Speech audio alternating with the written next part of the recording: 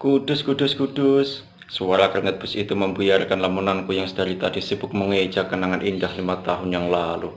Segera aku turun dari bus, kemudian masuk ke dalam angkutan yang searah dengan rumahku. Sembari menunggu penumpang penuh, kudekap erat tas hitam yang berada di pangkuanku. Tas pemberian ibuku yang kuisi sedikit pakaian dan beberapa jajanan khas kota Semarang, kesukaan Ayu adikku, dan juga kesukaanmu.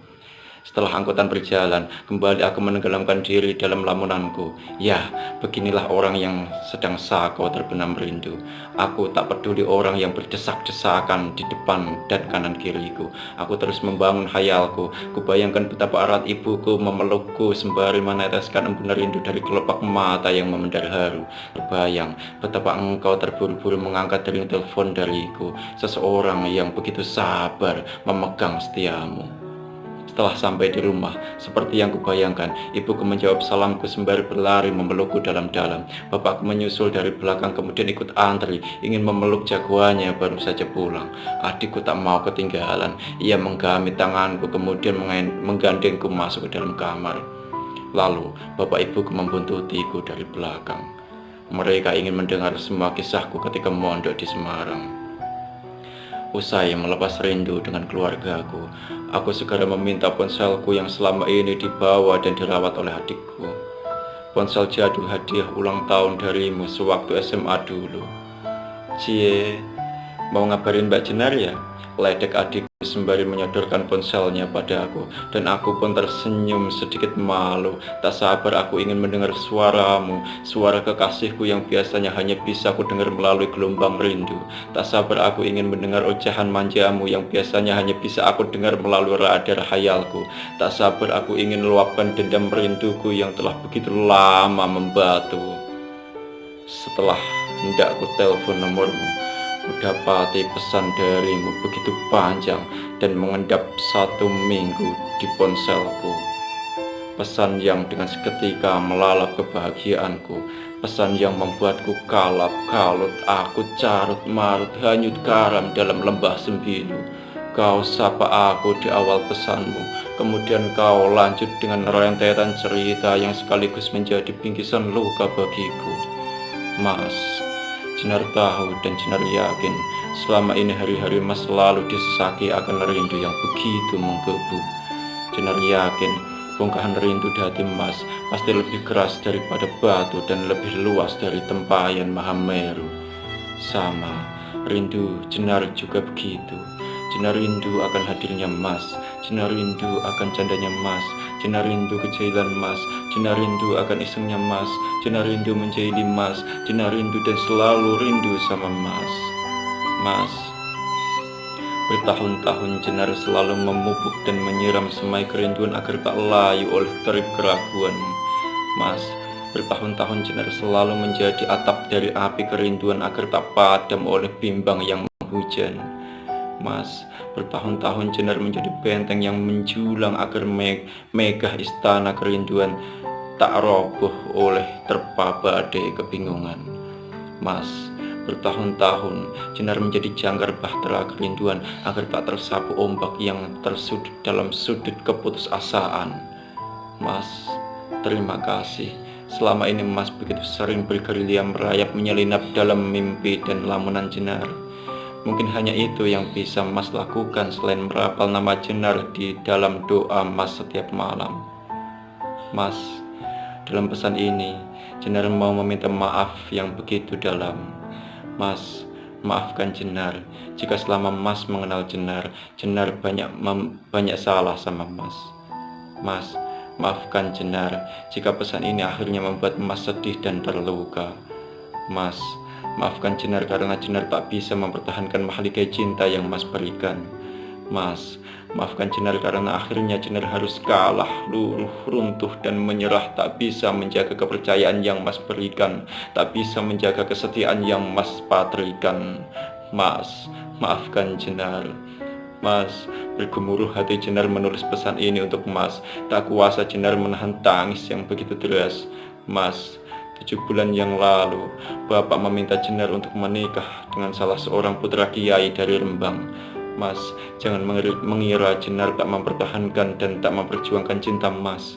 Berulang kali Jenar menolak permintaan Bapak dan ratusan kali Jenar mengirim pesan melalui Facebook Mas. Memohon, mengemis-ngemis agar Mas segera pulang dan meminang Jenar. Tapi kenapa Mas tak pernah membaca, bahkan membuka semua pesan dari Jenar? Tahukah Mas, ku tulis semua pesan itu untuk Mas dengan hati yang penuh harap, dengan hati yang tersekap, dengan hati yang tersayat.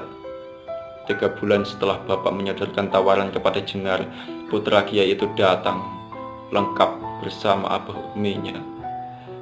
Saat itu kami sedang diperkenalkan dan saat itu pula kami sedang dijodohkan. Mas, di sepanjang percakapan keluarga kami, Jenar hanya bisa merunduk dan diam sembari terus berdoa agar tiba-tiba Mas datang dan membawa Jenar pergi. Tapi belum sempat doa itu terkabulkan, Jenar mendengar sebuah kesepakatan yang sungguh membuat hati Jenar terguncang. Ya, Bapak menerima lamaran putra Kiai itu. Itulah Mas, hari di mana kekasihmu Jenar ini telah mati. Dan semenjak itu pula, kekasihmu yang pernah kau cubit hidungnya di puncak Muria 5 tahun yang lalu ini jatuh sakit 21 hari tak mampu berdiri. Berminggu-minggu Jenar lenyap di ambang depresi, sembari selalu berharap bahwa ini semua hanyalah mimpi. Mas, pernikahan kami direncanakan 3 bulan setelah lamaran itu terjadi. Dan saat inilah Mas, Jenar sedang menjalani pernikahan yang tak kukehendaki. Mas, saat ini pukul 8 pagi, ku tulis pesan ini untukmu dengan gaun pengantinku berwarna putih. Semoga Mas dapat membaca dan memaafkan Jenar suatu saat nanti. Mas, seandainya bunuh diri diperbolehkan agama, sudah pastilah ku sayat nadiku dengan bidah belati. Mas, pukul 9 nanti rencana akad nikahku dimulai. Lalu minggu depan aku diboyong suamiku ke Rembang, tinggal dan menatap di sana entah sampai kapan. Sekali lagi maafkan Jenar ya Mas, pangestunya nji Mas. Semoga kita diberikan kekuatan yang untuk menghadapi kenyataan yang begitu pahit ini. Terima kasih nji Mas atas segala ketulusan yang Mas berikan selama ini. Salam rindu dari Jenar, wanita yang telah kalah dan mati.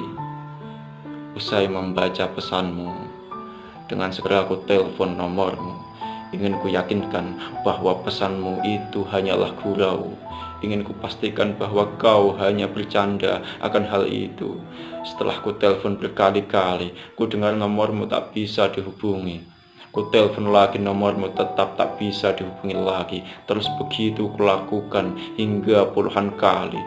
Sampai akhirnya aku tertunduk sayu. Gerimis hatiku, tumpah air mataku, bergetar jemariku, tak kuasa menahan sakit yang begitu menderu. Tak kusangka, kenangan indah di puncak Muria 5 tahun yang lalu adalah saat terakhir kita bertemu. Aku terngiang janji-janjimu yang pernah kau sampaikan. Sayang, bukankah dulu kau berjanji akan menungguku kembali pulang? Bukankah dulu kau berjanji hanya aku lelaki yang akan kau dambakan? Bukankah dulu kau berjanji kesetiaanmu tak akan pernah kau gadaikan? Bukankah dulu kau berjanji hanya kepadaku kesucianmu akan kau berikan? Bukankah dulu kau berjanji rahimmu hanya boleh mengandung anakku seorang? Bajingan! Hatiku hancur, berantakan. Setelah lama aku menangis, tiba-tiba kau hadir di depanku. Kau tertunduk pilu. Kau sodorkan jaket yang kupinjamkan padamu saat pertama kali kita mendaki di puncak Muria dulu. Oh Tuhan, kejutan macam apa ini sayang? Dengan mata yang masih sembab penuh air mata, aku meloncat memelukmu, masa bodoh dengan jaket itu. Ku tatap wajahmu. Hai, apa kabarmu sayang? Belum sempat kau menjawab, kembali ku peluk dirimu, ku kecup keningmu. Aku kembali menangis sejadi-jadinya.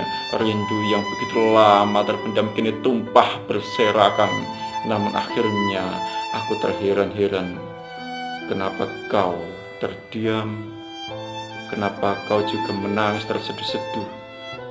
Hingga akhirnya aku perhatikan wajahmu dalam-dalam. Ayu, Betapa kagetnya aku, kenapa kau tiba-tiba berubah menjadi Ayu adikku?